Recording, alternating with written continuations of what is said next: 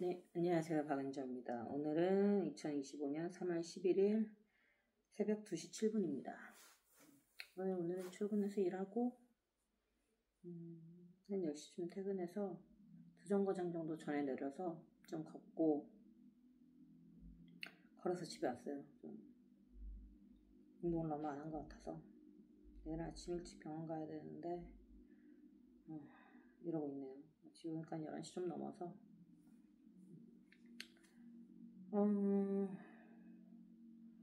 이거보다 지금 이제 집에 와서 수면 양말 손빨래하고 뭐 이러다 보면서 이제 시사뉴스를 시사 프로를 틀어놓고 봤는데 요즘 가장 이슈는 윤석열 대통령이 석방이 됐거든요. 구속 취소가 돼가지고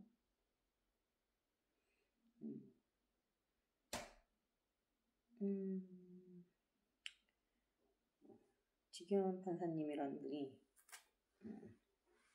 보수 쪽에서 욕을 엄청 먹다가 화교연애나 막 이런 욕을 먹다가 그거 하고 나서 영웅 판사처럼 보수 쪽의 영웅 판사처럼 되셨는데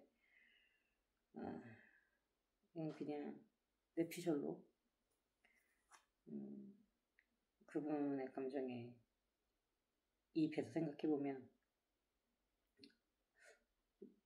시사 프로그램 보다 보니까 의견들이다 보니까 궁금해서 판결문 전문을 봤었거든요.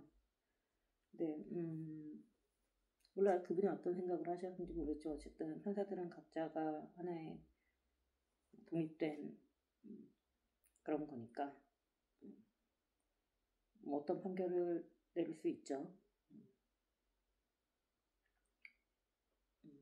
근데 뭐 1심이니까 뭐 한 곳을 따지면 되는데 법에 대해서 1도 모르다가 진짜 전 국민의 법에 대해서 잘 알게 되고 판사 이름까지 알게 될 날이 오네요.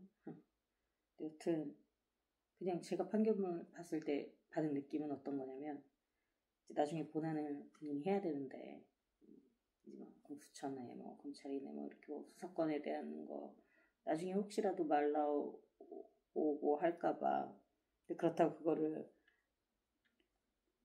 처음 사유로 딱 넣으면 뭔가 법원이 손을 들어주는 것 같은 느낌이 들 것 같으니 기타 사유로 넣고 진짜 궁금했던 건 그것인 것 같은데 이건 대법원을 좀 상고에서 좀 그 상급 법원에서 좀 다뤄보자. 그러고 나서 나는 본안을 하고 싶다. 약간 이런 저는 그런 느낌을 받았어요. 근데 일단 첫 번째 사유는 시간 계산 잘못했다를 주요 그걸로 했는데 그건 지금까지 몇십 년 동안 그냥 다 그렇게 해왔고 관례로 했다기보다는 뭐 법 자체에 날로부터라고 써있으면은 날짜로 계산하고 때로부터 하면 시간으로 계산하고 열흘 이렇게 돼 있으면 날짜로 계산하고 48시간이면 시간으로 계산한다고 지금까지 늘 그래 왔다고 하는데 그거를 약간 전례 없이 뒤집은 거잖아요. 전 과연 그 판사님이 진짜로 그렇게 생각했을까라기보다는 그걸 앞에 이유로 두고 이러면 당연히 검사가 항고하겠지. 근데 이거 아래 거 수사권까지 좀 위에 상급 법원에 좀 물어줘 항고할 때 약간 이런 느낌이었거든요. 그러니까 판결에 아예 뭐 수사권이 없다 있다가 아니라 다툼의 여지가 있으니 위로 올려서 위에 법원의 판단에 받아봐라 식으로 약간 꼭 무슨 병원으로 치면은 내과 갔는데 대학병원 가서 검사해보세요. 약간 이런 느낌. 저는 그런 느낌으로 받았어요. 그런 느낌이었는데 거기까지는 그러니까 사실 판결 자체도 좀 의외긴 했지만 그럴 수 있다고 생각해요. 정말 이해가 안 가는 건 근데 검사가 항고를 포기했단 말이죠. 기소를 한 주체가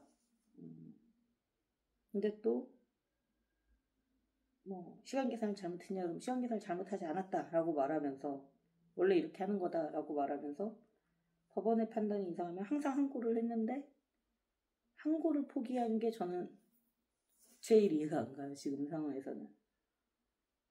그럼으로 인해서 이제 속박이 된 건데 만약에 항고를 해서도 판단이 그렇게 나오면 석방을 하는 게 맞죠. 법원의 판단을 따르는 거니까. 뭔가 절차적 문제가 있었다는 얘기니까.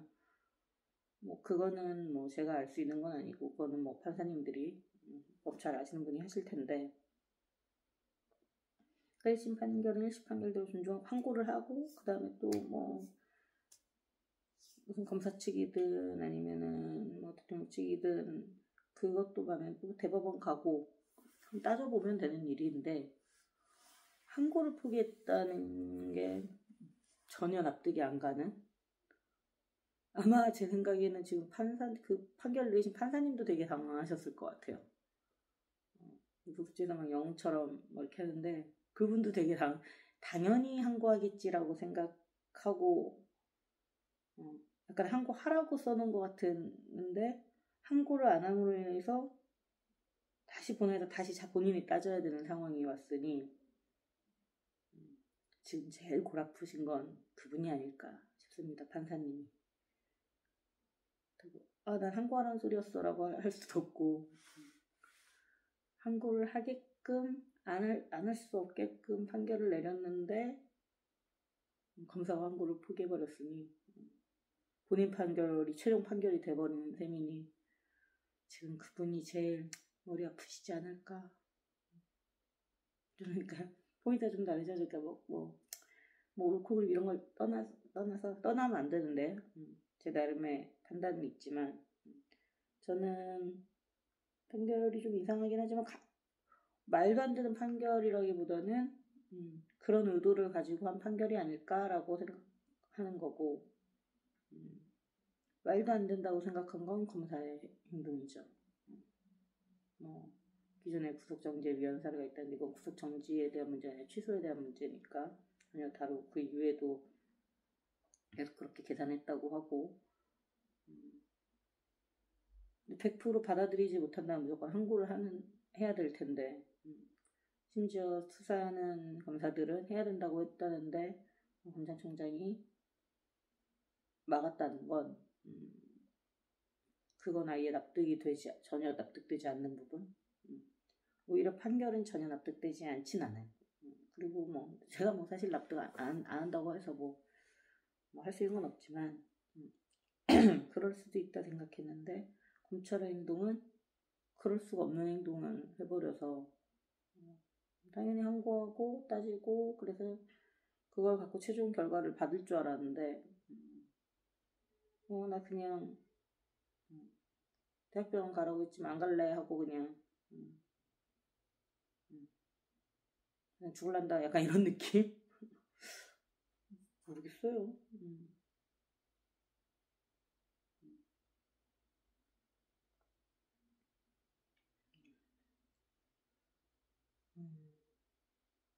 만약 아이가 아픈데 병원을 데리고 갔는데 아이가 많이 아픈 것 같아서 대학병원 가야 되는데 대학병원 가려면은 그런 진료를해서 있어야 되니까 아프다고 생각해서 데리고 갔는데 병원에서 대학병원 가라고 했는데 아이를 대학병원 안 데리고 간다면 그건 무슨 의도로 봐야 될까요? 병원 같은 경우는 이제 뭐 돈이 없어서 뭐 이렇게 할 수 있지만 이거는 뭐 전혀 그런 문제도 아니고 그래서 전혀 납득이 안 되는 상식적이지 않은 검찰의 행동이라고 생각을 하면 뉴스를 보면서 그 생각을 했습니다. 많은 분들은 이제 판결에 대한 이야기를 많이 하는데 아마 그 판사님도 본인이 1심이니까 그 위에 항고에서 그 위에서 더 본인도 명확하게 하기 어려운 부분을 위에 물어보고 그걸 기반으로 그 다음 판결 본안에 대한 판결을 하고 싶었던 걸 텐데 그게 안 돼서 지금 당사자분이 제일 당황스럽지 않을까 싶어요. 심지어 그것 때문에 이제 역사에 이름까지 남게 생겼으니 전 국민이 이름을 알아버렸으니 속상하실 것 같기도 하고 모르죠. 진짜 어떤 뜻으로 하셨는지 모르지만 그냥 제가 바라봤을 때는 그렇게 하는 겁니다.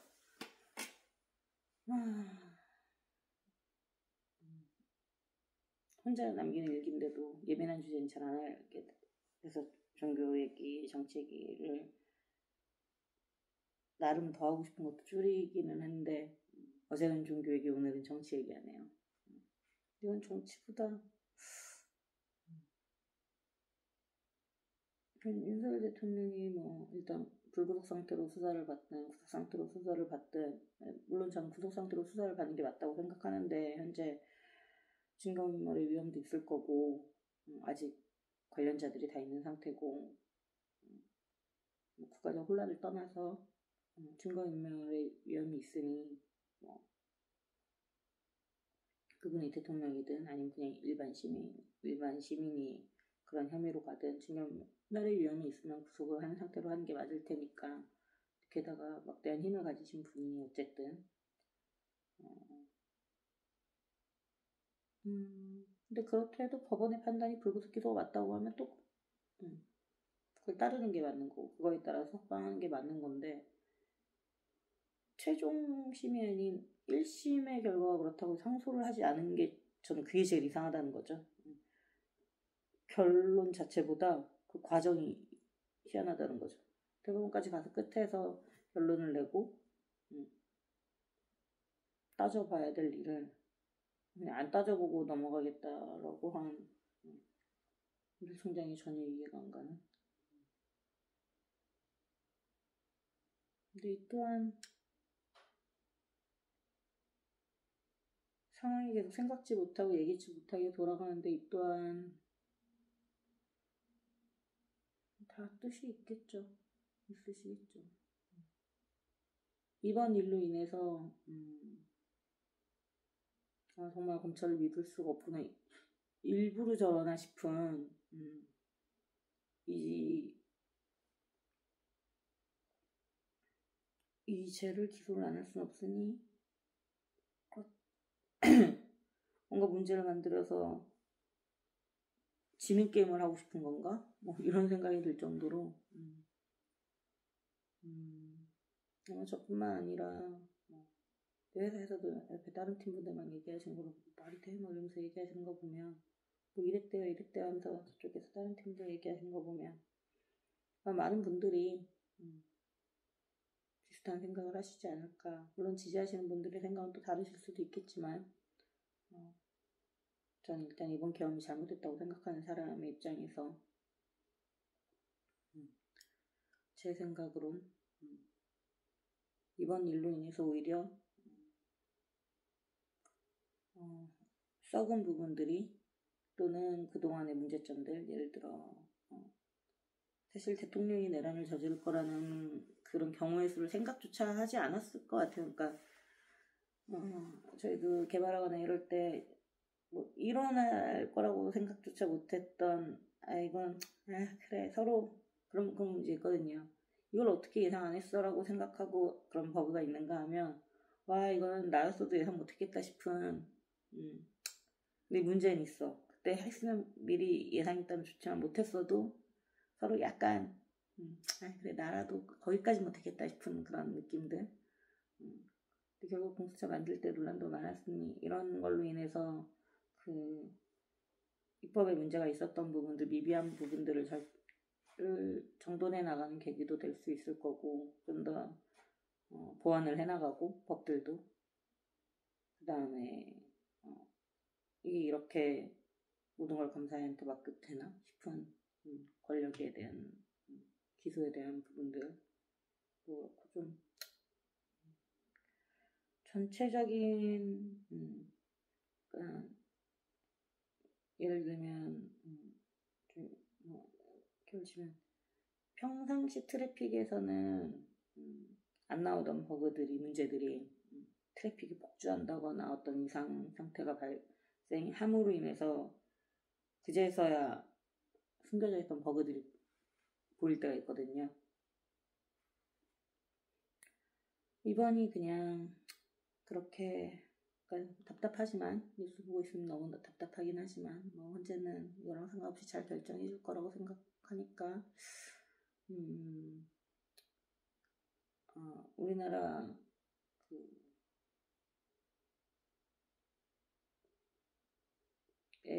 그런 제도들, 많은 제도들, 상권분립도 시작해서 뭐 권한들이나 이런 부분들이 우리 이번 기회로 좀 잘 재정비되는 계기가 됐으면 좋겠어요. 서로 권력 다툼하고 그 다음 정권을 어떻게 할 것인지에 끝내지 않고 다시는 이런 일이 재발하지 않도록 이런 상황이 나타나지 않을 수 있도록 그 지금 발견된 버그들을 수정하는 계기가 됐으면 좋겠다.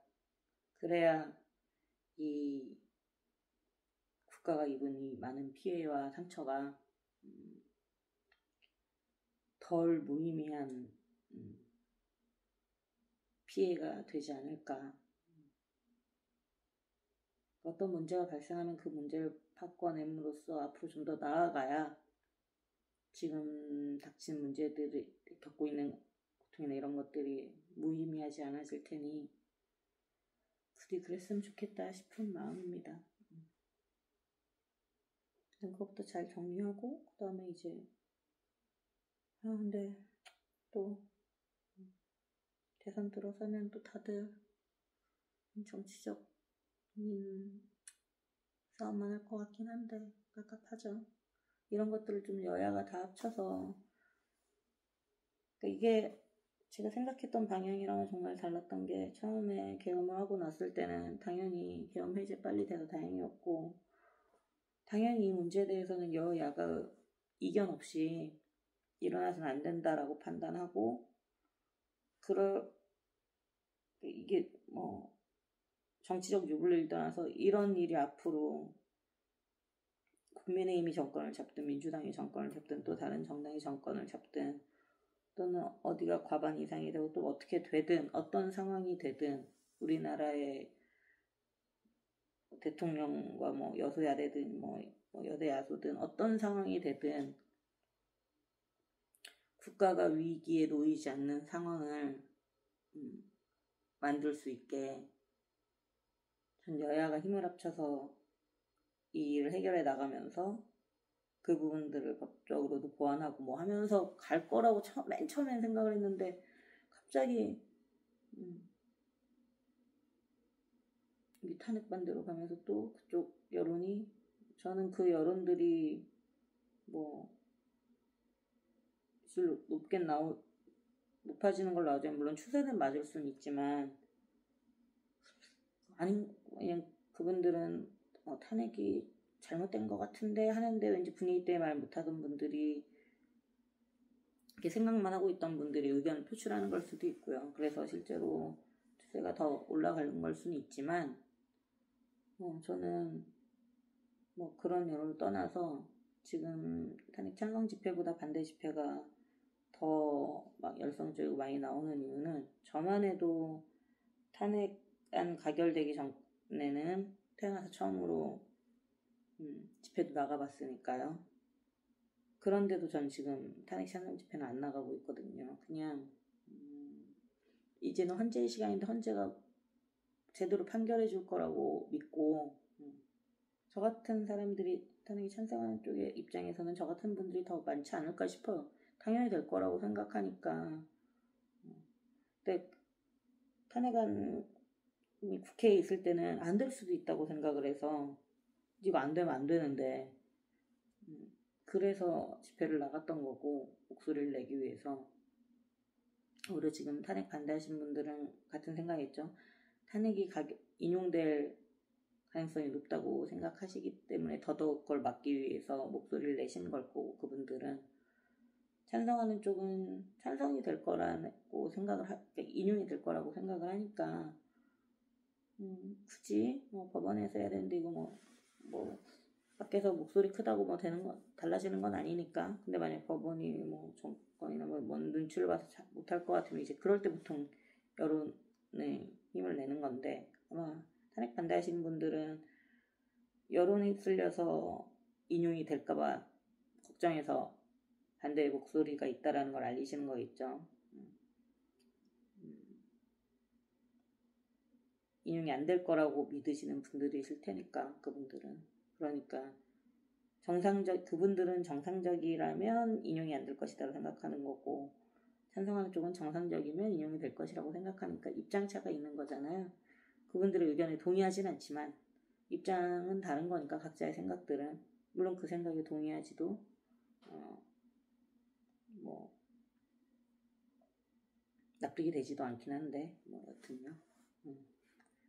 뭐 그렇습니다. 근데 어쨌든 각자들의 의견이 있고 한데 이게 좀 너무 과열된 양상으로 가지는 않았으면 해요. 이게 국민 분열로 간다거나. 전 그래서 이게 지금 이 사건으로 사람들이 폭발하게 되는 거지 이 문제 자체 때문이 아닌 원래 갖고 있던 마음속의 갈등이나 양쪽의 서로 극단적 대립들이 이 일을 계기로 폭발한 것 같아요.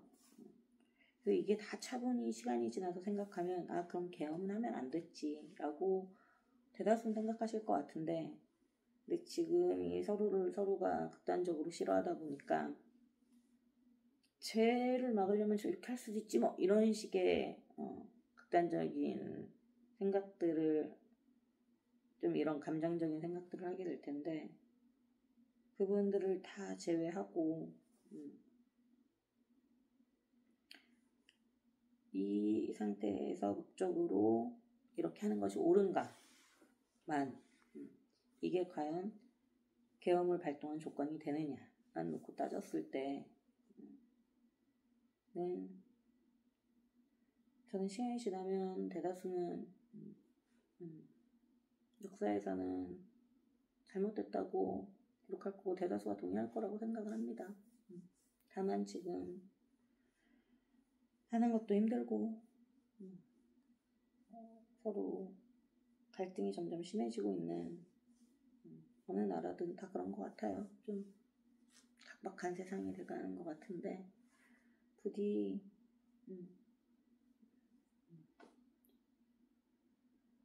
저도 사실 만약에 탄핵을 반대하는 분의 입장을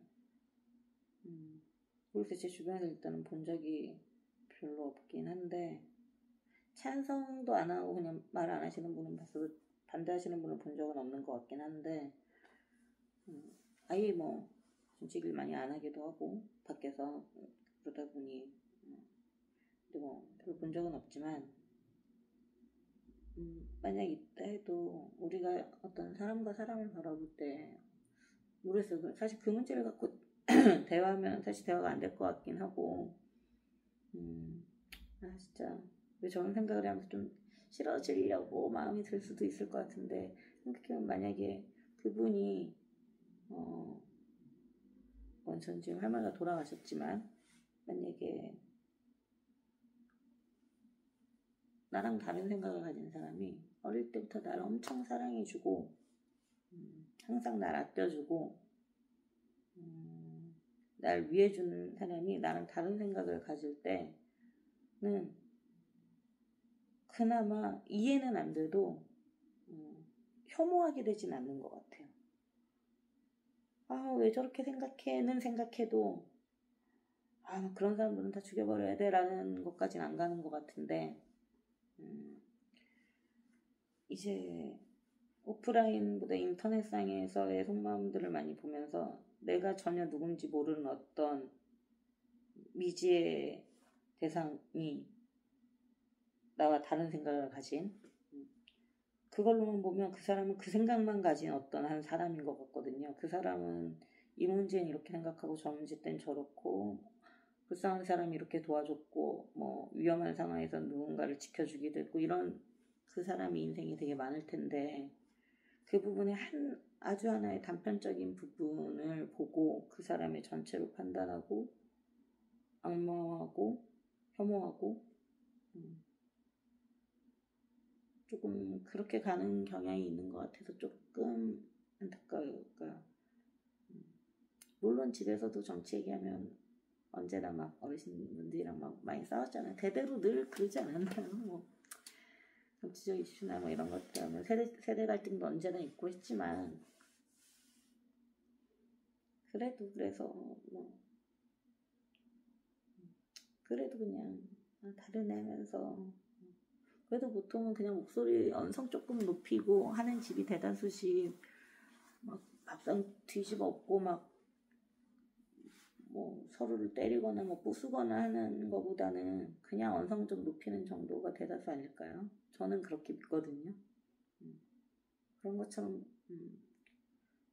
서로 다른 의견의 목소리를 내더라도 서로 폭력적이나 서로 인간에 대한 혐오나 악마화하지 않고 좀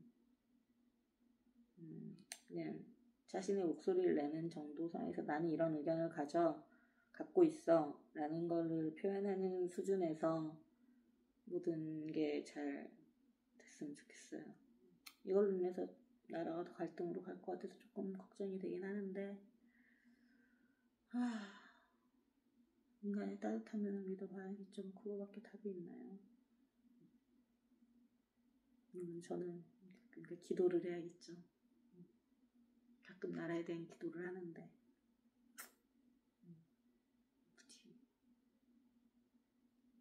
부디 다 잘 되기를. 좀 따뜻한 세상이 되기를.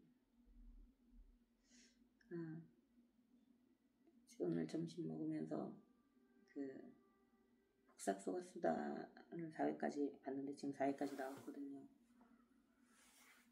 여기 보면 지금 보면 정말 이해 못할 막 어떻게 저렇게 해 막 하는 그런 상황들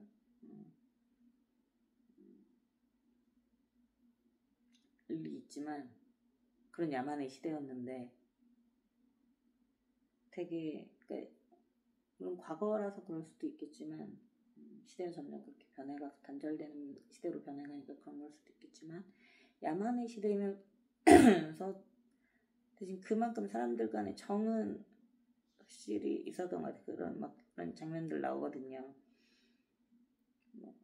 서로 진짜 저렇게 상처 주면 요즘 같으면 영 끊고 다시는 안 보고 저 사람이 죽든 말든 신경 안 쓸 것 같은 그런 독설들을 서로 뱉어냈는데도 그 사람한테 힘든 일이 생기면 가서 도와주고 오랜 친구였기 때문에 도와주고 이런 부분들 물론 지금 생각하면 저도 한 20대 때는 까지는 그냥 딱 자르듯 약간 하는 경향이 있었던 것 같아요. 근데 여전히 제 인간관계에 있어서는 저한테 그러니까 그 사람이 잘했든 잘못했든 떠나서 저는 그냥 나이가 들면서 인간관계를 내가 저 사람이 틀린 것 같으면서 또는 그 사람의 한 행동으로 내가 계속 끊임없이 스트레스를 받는 관계는 가급적 끊으려고 하긴 해요. 어릴 때는 막 제가 잘못했어 그래서 모두가 같이 막 비난하게 욕하고 뭐 저기 얼마나 잘못을 했는지를 막 따지고 들어서 나는 선 쟤는 악해서 끊어내려고 오히려 잘못을 좀 따졌다면 인간관계에서 근데 이거는 법원이 아니니까 제가 선한 사람이라고 다 제 친구로서 좋은 것도 아니고 악한 사람 그러니까 악이라고까지는 하지 말죠. 그러니까 좀 별로라고 해서 근데 또 나랑 다른 사람들이 볼 땐 쟤 왜 저래 해도 나랑은 또 맞을 수도 있잖아요. 인간관계이니까 뭐 법으로 따질 거 아니까 불법적인 것만 없다면 조금 그냥 좋은 사람인데 나랑 안 맞아서 그 사람과의 관계에서 내가 계속 스트레스를 받는다 힘들다면 물론 제 마음을 바꾸려고 노력은 하지만 그게 안 된다고 느끼는 감정 그 선에 가면 이제는 거리를 두는 것 같아요. 거리를 둔다기보다 어릴 때는 그냥 잘 지내야 하고 우리 사이에 선을 끊고 제가 왜 어떤 기분을 느꼈는지까지는 다 얘기하고 또 어차피 풀리지 않는 부분일 테니까 그러니까 다툼이 있는 걸 테니 저의 기분은 저의 기분대로 다 이야기하고 그리고 이제 안 보고 지내는 쪽을 선택을 했죠. 지금은 약간 달라졌어요. 마음 나오면서는 조금 그래 이제 보지 말자가 아니라 그냥 그냥 자연스럽게 멀어지는 쪽이 서로에게 낫지 않나 싶긴 한데, 근데 아주 가까운 사람은 또 그렇게 안 되더라고요. 저는 성격상. 그러니까 안 되는 이유가 상대가 저한테 그러지 않았으면 좋겠어서.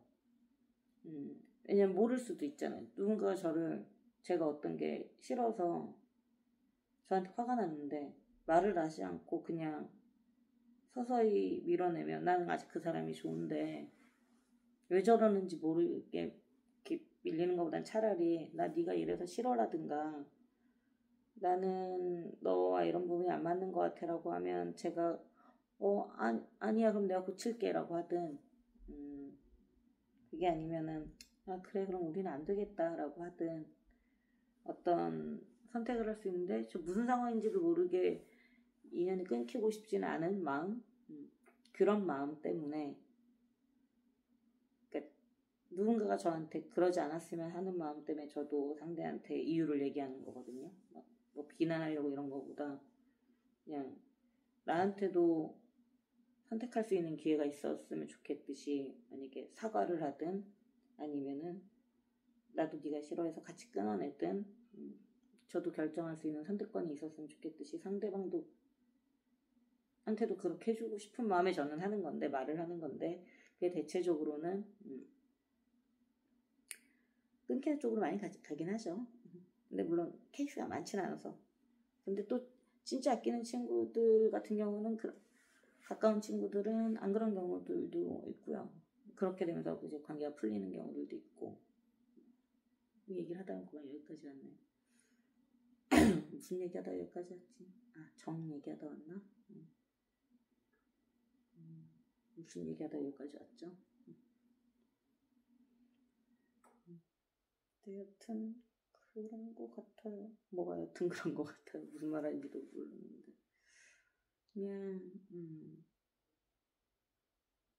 그냥 그렇게 제가 좀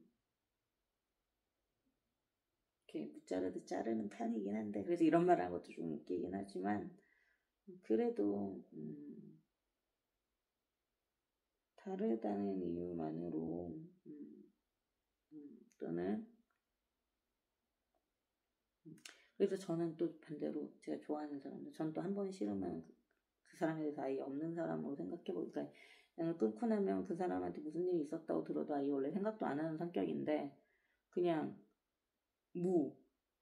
좋고 싫음도 없이 그냥 무가 돼버리는 약간 노관심 약간 이렇게 되는 성격이긴 한데, 제가 좋아하는 친구들을 보면 저 사람 되게 좋다라고 착하다라고 느끼는 친구들 보면 그 사람들 공통점이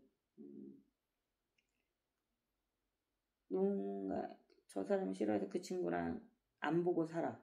그래도 그 친구한테 힘든 일이 생기면 그 심리적으로 안타까워하고 그럼 뭐라고 해야죠? 책임지심이라고 하나요, 우리? 최소한 그런 마음이 생기는 사람들을 저는 보면서 제가 그런 사람들을 좀 좋아하는 것 같아요. 좀 따뜻하게 느끼고. 제가 못 그래서 그런가 봐요. 저는 사실 아예 마음 자체가 안 무슨 주간지심, 수호지심, 이런 마음들 있잖아. 아예 마음 자체를 안 가져버리는 것 같아요. 딱 연을 끊고 나면 그렇다고 막 싫어하거나 계속 싫어하지도, 끊기 전까지는 막 엄청나게 생각하지만 끊고 나면 싫어하지도 좋아하지도 어떠한 마음도 잘 안 생기는.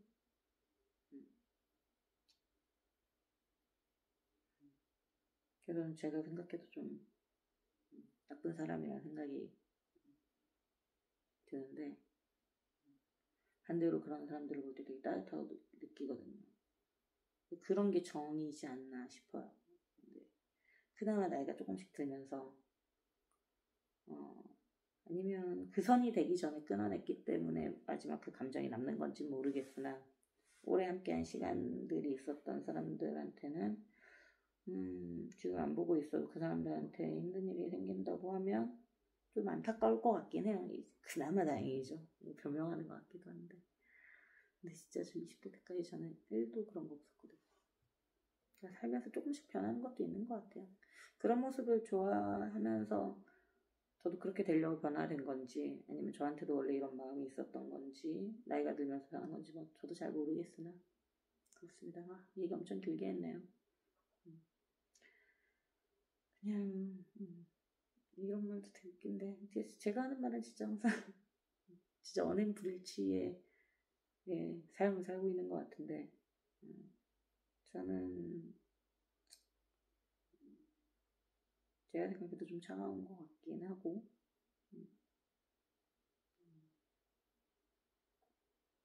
오랫동안 봐온 사람들은 또 그렇게 그런 제 모습을 알고 있기도 하고, 물론 또 아니야 너 따뜻해라고 하는 경우도 있지만, 오래 알고도 그럼 그건 아마 변화된 모습 때문일 수도 있고, 아니면 모르겠어요. 저도 잘 모르겠으나 저는 제가 딱히 좋은 사람이 아니라고 생각하는데, 그러면서 뭔가 제가 뱉는 말은 되게 좋은 사람이 할 것 같은 말을 뱉는 것 같아서 조금 그렇긴 한데, 입은 삐뚤어졌어도 말이라도 바르게 해야 하지 않을까. 어쨌든 조금 저도 따뜻해지려고 노력을 해볼 터이니, 세상도 조금 따뜻해지기를. 각자가 조금씩 따뜻해지면 전체도 조금 따뜻해지지 않을까요? 잘 모르겠습니다.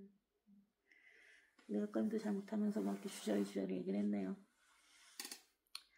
그러면 오늘 감사한 거 3가지 해야 되죠. 오늘 감사한 거 첫 번째는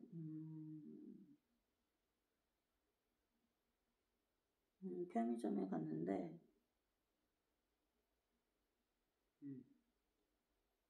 간만에 편의점 도시락 그냥 김밥 사 먹거나 아니면은 서브웨이에서 할인하는 거 사 먹다가, 먹는 거에는 같이 먹는 거 말고 혼자 먹는 거에는 큰 의미를 안 두고 돈도 잘 아까워해서 안 쓰는 편이라서 대충 때우는데, 이제 맨날 김밥 서브웨이 할인하는 건 맨날 한 몇 달 갔잖아요. 한두 달 갔으니까 똑같은 거 지겨워서 오랜만에 편의점 가갖고 도시락 사 먹는데 다 너무 좀 과하고 해서, 비빔밥 있거든요. 비빔밥이 하나 먹고 싶었는데 없더라고요. 근데 저 끝에 하나 있더라고요. 그래서 그거 먹었어요. 맛이 있진 않지만 제일 싼 도시락이기도 한 것 같아요. 4,500원 하나? 싸게 점심 때웠죠. 어쨌든 먹으려고 했던 거 있어서 첫 번째는 그거 감사했고, 두 번째는 운동했죠. 오늘 그래도 운동하고 싶은 마음이 생긴 거에 대해 감사했고, 그만큼 날씨도 따라줬고, 세 번째는 또 뭐가 있을까요? 분명히 있을 텐데 기억 안 나는 것들이 있을 거예요. 많은 분들한테 감사한 일을 겪었을 텐데 뭐가 있을까? 회사분이 와이프분이 빵 사갖고 왔다고 나눠주셨는데 되게 맛있었어요. 크로플이라고 하나? 제가 와플 별로 안 좋아하는데 크루아상은 그래도 먹어서, 빵을 좋아하진 않는데 요즘 빵이 맛있어지더라고요. 나눠주셔가지고 본부장님이랑 반쪽 해갖고 먹었죠. 찢어갖고 본부장님 드리고, 본부장님이 제 팀장님 겸임이기도 하시거든요. 다른 분들은 책임님이 다 나눠주셨고 나눠서 먹었죠. 빵, 맛있는 빵 먹게 해주셔서 감사했고, 그럼 3가지 다 됐네요. 이렇게 생각해야 감사한 일들이 있는데 돌이키지 않으면 까먹어요. 여튼 오늘 그렇게 하루를 보냈습니다. 모두들 좋은 밤 되시길 바라요. 시간이 엄청 늦어졌겠네요. 안녕히 주무세요.